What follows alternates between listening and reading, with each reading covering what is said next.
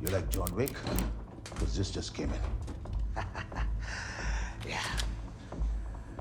The TTI. Same gun from the movie.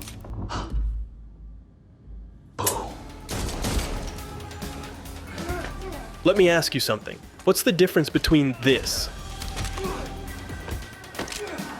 and this?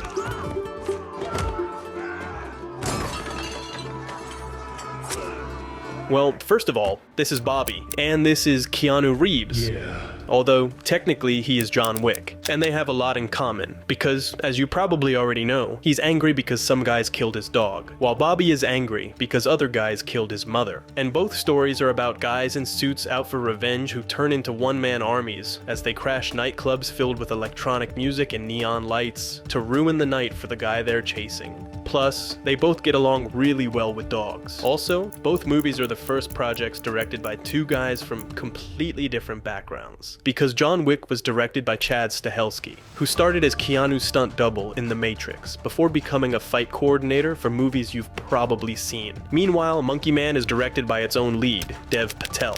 Beautiful, beautiful! And I'm bringing all this up because the media tried to pitch this as some sort of Indian John Wick, which has basically become a cliche by now, since anytime a new action movie drops, people are quick to label it female John Wick. John Wick having a midlife crisis. Or John Wick World War II. But what caught my attention with this one in particular is that when I stumbled upon a random scene and saw this, it felt like it couldn't be further from the way John Wick approaches action. And when I watched the film, not only did I confirm that, but it also made perfect sense to me. Because even though they're both long take action scenes, this is, in every sense, the opposite of this. That's why today I want to talk about two ways of understanding action, and which makes scenes like these so different from each other, yet still so interesting, and what I believe are two paradigmatic approaches, not just to action, but to cinema itself. But before diving into what makes them so different, let's set some context. Chad Stahelski has so much experience with wire work, who is a professional kung fu fighter, has been, an exceptional stuntman for 8-10 years. I mean, he's really been through all of the elements that this picture asks. You're listening to Keanu Reeves talk about someone who, in my opinion, is the most important figure in action cinema of the last decade. For him, the plot is pretty much just an excuse to string together cool scenes with jaw-dropping choreography, each more over the top than the last. But that makes sense when you look at his life story, because it feels like something straight out of a rough draft of Once Upon a Time in Hollywood. I mean, he started out studying martial arts at the academy of Bruce Lee's successor, and eventually landed a job as Keanu Reeves' stunt double in The Matrix. First and foremost, I'm Keanu Reeves' stunt double. Eventually becoming the stunt coordinator for the sequels, and building a hugely successful career in the field. I mean, the training paid off. I mean, they fight as a team. Until one day, he pitched the idea of a hitman avenging his dog's death to Keanu Reeves, whose career was in decline. And, well, you know the rest. But the point is that, unlike most action directors, he knows action firsthand. For him, it's as natural as a conversation, which is why he films it that way, letting the shots play out in long, steady takes. Jonathan, just walk away. Yeah, Jonathan. Walk away.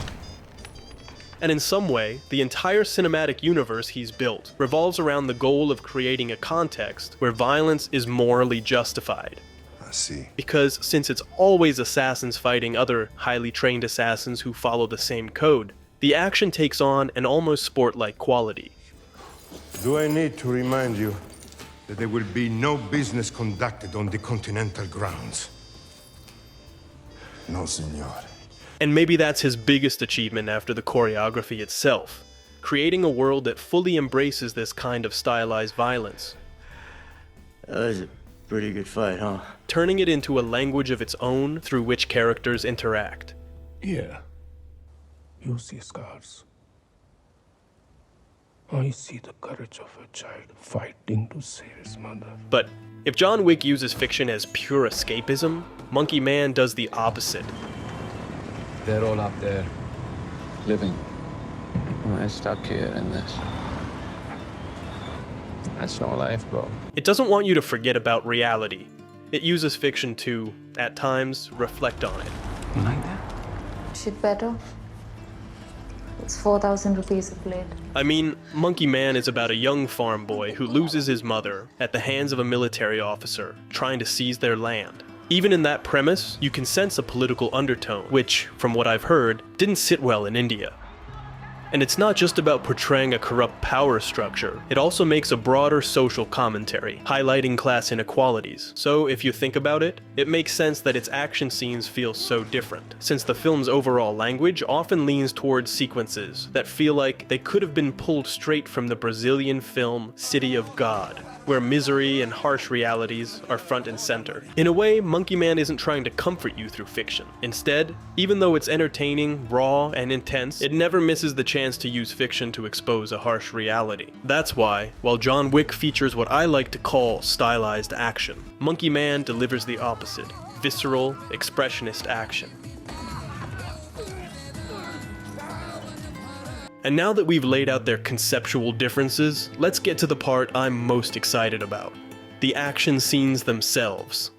But before we get into the analysis, I just want to give a quick shout out to today's sponsor, Raycon, and share something that has seriously made my life so much easier: the Raycon Everyday Headphones. Because recently, I was traveling around Europe, and if there was one thing I had with me more than my passport, it was these gems. Whether it was going for a walk while listening to a podcast, following an audio guide in a museum like Versailles, or getting work done on a train, or really any public space where you can just tune everything out thanks to their active noise cancellation, and fully enjoy the sound quality, which honestly blew me away.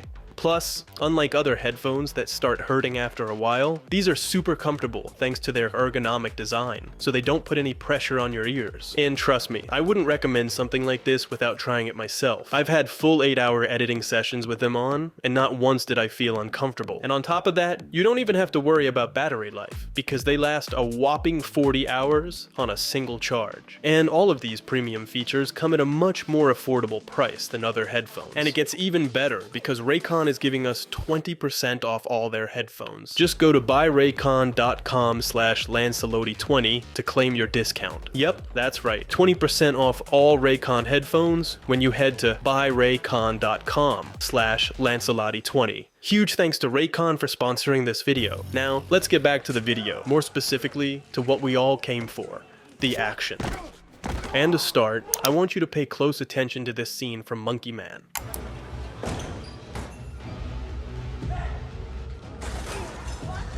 Where Bobby walks into the kitchen, and the action seems to unfold in just 2 long, continuous shots. Now, compare it to this other fight scene from John Wick. Both are action scenes shot in relatively long takes, at least by today's action movie standards, but it only takes a moment to see how different they are from each other. I mean, just take a look at the first few seconds of this scene.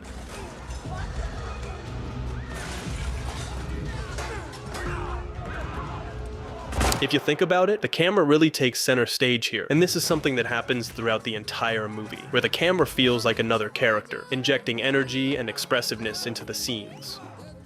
For instance, in just these 10 seconds, we get 4 abrupt movements, some even before the action starts, like this one, where we pan from a wide shot of the kitchen to Bobby entering the scene. It's not strictly necessary, but right from the start, the camera establishes itself as anything but passive. And you can see this taken even further as the movie progresses, like in this scene.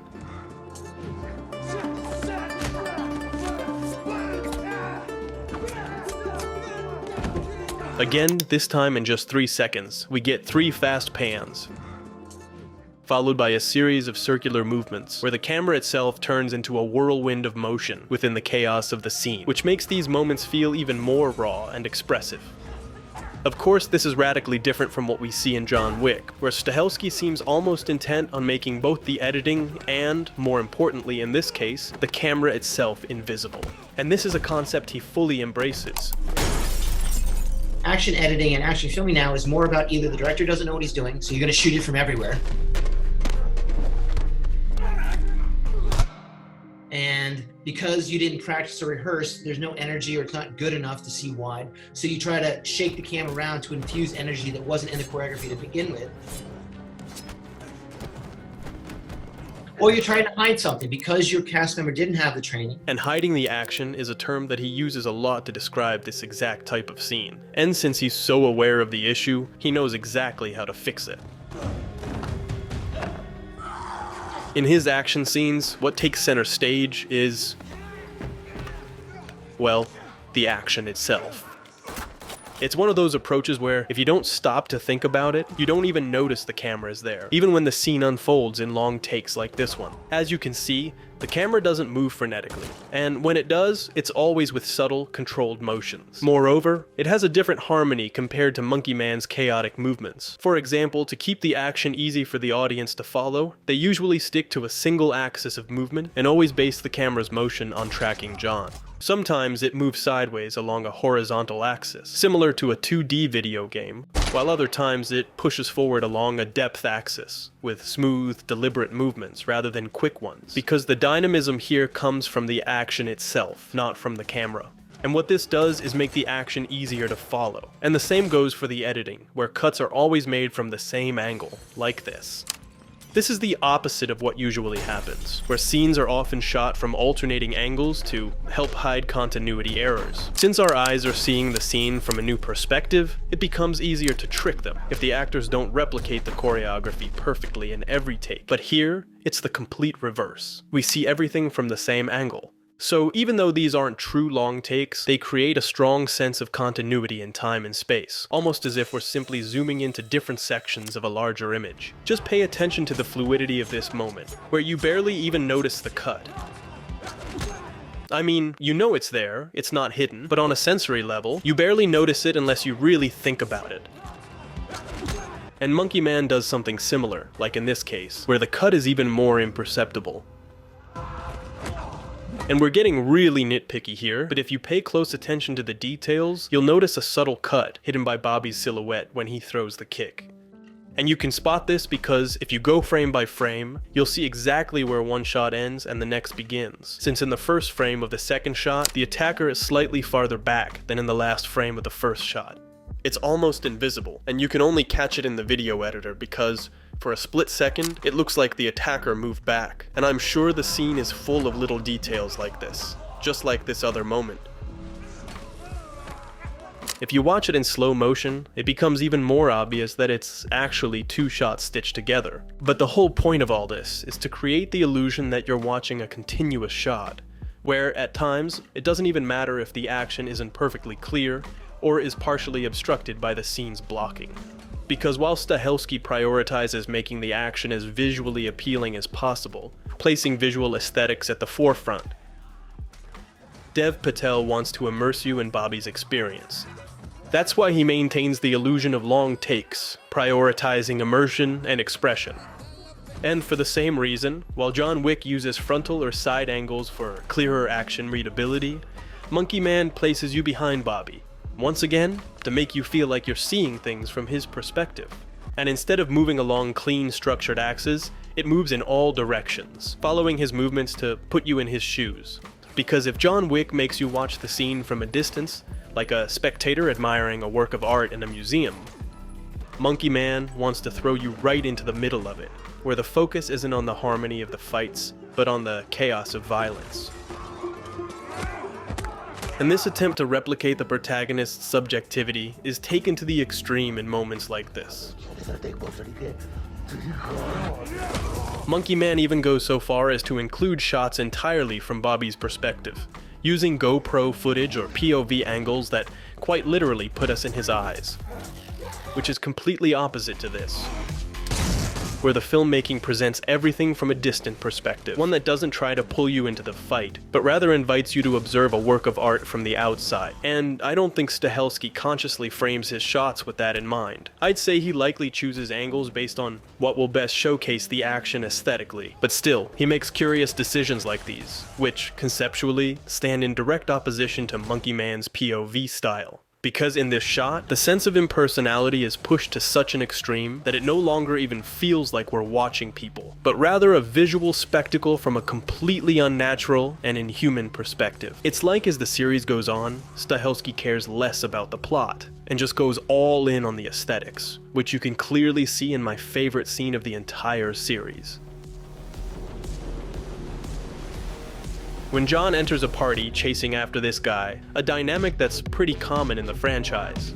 But here, there's something different, not in how the characters are handled, but in how the extras in the background are. During the scene, as you can see, the music keeps playing, the lights project shapes and colors, and water from the set cascades like a giant fountain.